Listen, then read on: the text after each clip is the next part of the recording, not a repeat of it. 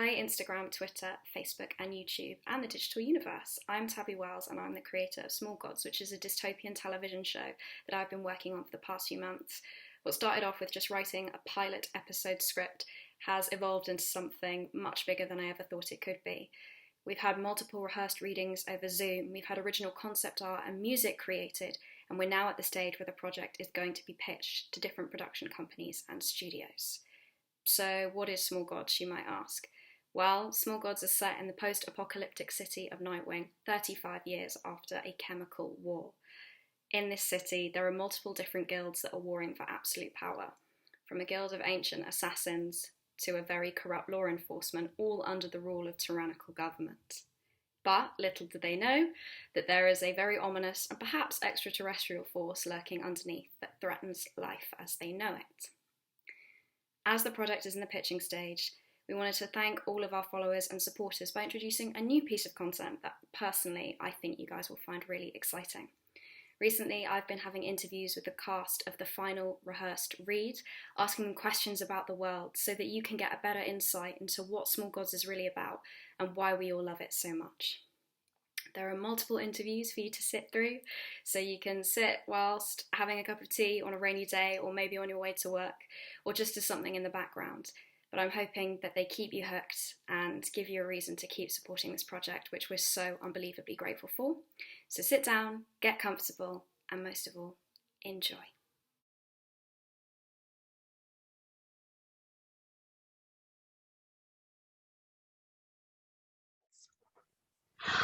Oh, so many things. I think from the very first, so I watched the first Instagram video that you, Tabby, posted, just introducing kind of who you are, what this world is.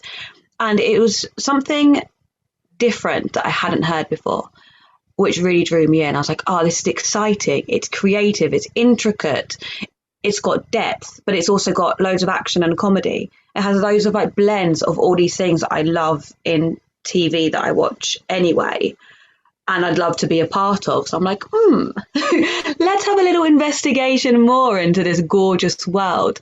And I think the more I learned about the world, I just sat closer and closer every time. I got the script and then had more discussions with you about the world and everything. Everything just drew me closer. I think the main thing is the detail and the intricacy of how this world works and how it's been created and how people in it are affected by others and by their relationships with other people. I think that just really drew me in. I think obviously for the reasons I just mentioned, that's one thing that really makes it stand out. And I know one thing that's really important in the world and important in the production is the diversity and equality. That's something for me which is incredible to see. It's incredible to see a diverse cast that aren't talking about race. They're just people and they exist in the world. That's something incredible. About gender and whether conforming or non-conforming, that's something that we are starting to hear more about. But here it's just a given. There is a non-binary character and that's it. And we don't need to discuss who, why and how. They are just them. And that's incredible. And that's something that I don't think we have seen yet enough of.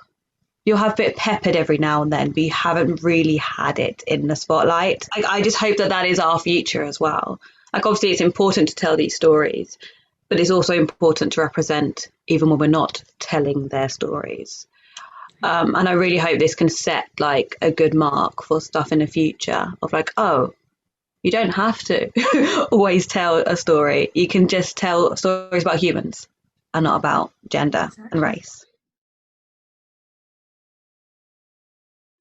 I love it. One of the things I don't like using the word hate, dislike, is when you have this incredible story and then suddenly they just shove in a love. And I'm like, why? They've known each other for about 3 minutes. And now they're dramatically in love and fight. I'm like, no, That doesn't happen. And it's so, and you don't need it as well. Like, I think we had conversations about passion, and passion is something different, but you don't always need a romantic love story in everything.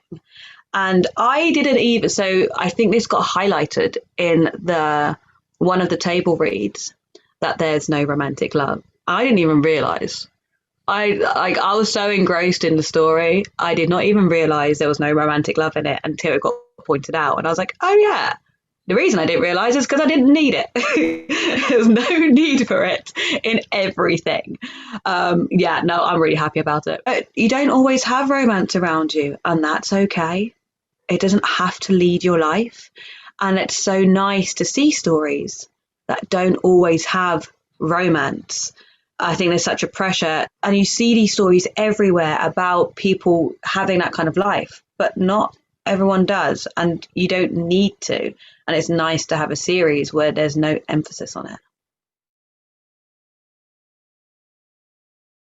I've loved out since the beginning of reading this pilot episode. I've been in love with her. Just she's a bit of a dick.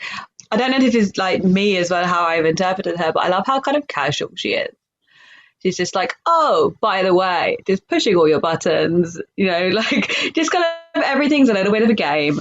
And she's a bit of a psychopath, she goes around killing people. I love the relationship and the bond that, even though she's a bit of like a button pusher and she likes a bit of controversy, she also has her family, and the bond that she has with her family is so important to her. And hopefully that's something that reads as well on screen, is how much that she loves her little quad, her little four, and how much she loves her job and loves just doing Delt. It's a tricky one. I think growing up, I've always been drawn to films with violence in it. Like, I've loved war films, I've loved action films. It's not something that we're not used to. But then you flip it around and you're like, well, with the violence that's happening in the world and on the streets, is it really something that I want to be promoting? I can condone it with the control and with the art. Like, whenever I watch any sort of stage combat scene, I see the art in it. I don't necessarily see the blood. I just see gorgeous choreo.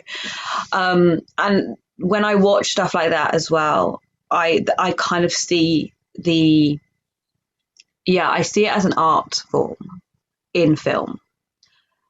However, I understand that it's fully not an art form in real life. I think it's the element of like survival as well that it has that kind of brings the not glamorous, realistic side to it, is that all of this violence is coming out of surviving.